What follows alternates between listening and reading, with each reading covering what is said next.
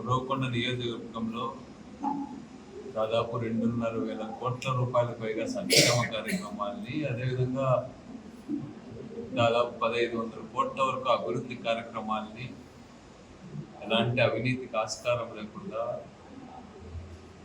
అదేవిధంగా ఎలాంటి వివక్ష చూపకుండా ప్రజలకు అందించగలిగినాం. ఎక్కడ కూడా ఒక పార్టీ అధికార తత్వాన్ని ప్రదర్శించడం కానీ, లేకపోతే ఎలాంటి వివక్ష చూపకుండా అన్ని కూడా అమలు చేశాం. ప్రజల ఆధారాభిమానాలను కూడా పొందాం. చాలా మంచి పరిపాలన 5 సంవత్సరాలు కూడా అందించగలిగినాం.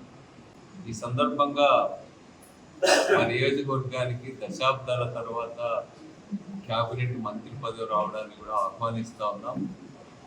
ఉరవకొండ నియోజకవర్గ అభివృద్ధికి ఇది దోహదపడాలని చెప్పి మేము కోరుకుంటా ఉన్నాం. అయితే ఈ సందర్భంగా ఒక విషయాన్ని స్పష్టం చేయదలుచుకున్నాం. మేము గతంలో మా గవర్నమెంట్ వచ్చినప్పుడు ఎక్కడ కూడా ఎవరిపైన కూడా దాడులు చేయడం కానీ, బెదిరింపులకు పాల్పడడం కానీ, ప్రతిపక్ష పార్టీల పట్ల అగౌరవపరిచే రీతిలో ప్రవర్తించడం కానీ ఎక్కడ కూడా జరగలేదు. కానీ ఈరోజు తెలుగుదేశం పార్టీ అధికారంలోకి వచ్చినప్పటి నుంచి ఉరవకొండలో భయభ్రాంతం చేసేటువంటి ప్రయత్నం చేస్తూ ఉన్నారు.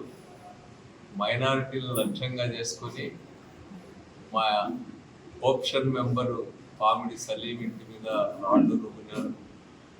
అదేవిధంగా మా సింగిల్ విండో అధ్యక్షుడు షేక్ షా వలి వారి ఇంటి మీద బెదిరింపులకు పాల్పడినారు.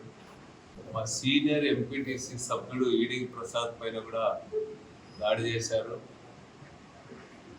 Uravakonda town vice president Vannappa వాళ్ళ ఇంటి పైన కూడా అటాక్ చేసి బెదిరించడం జరిగింది. టౌన్లో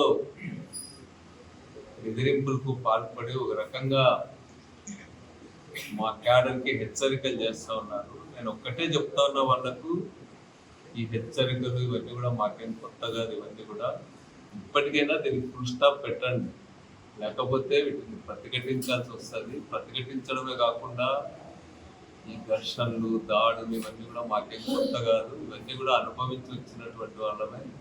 10 కేసులు, జైళ్ళు అన్నీ కూడా చూసినటువంటి వాళ్ళమే మేమందరం కూడా.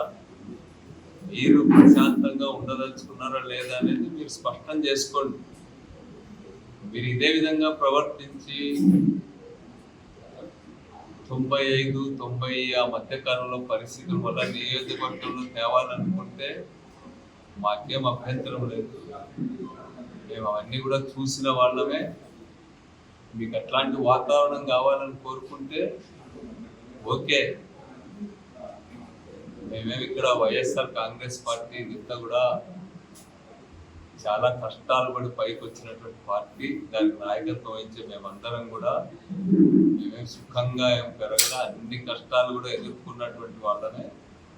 అందుకని నేను ఇప్పటికైనా ఫుల్ స్టాప్ పెట్టండి, అభివృద్ధి పైన కేంద్రీకరించండి, ప్రజలు ఇచ్చినటువంటి అవకాశాన్ని సద్వినియోగం చేసుకోవాలని చెప్పి ఈ సందర్భంగా కేశవ్కి విజ్ఞప్తి చేస్తా ఉన్నా.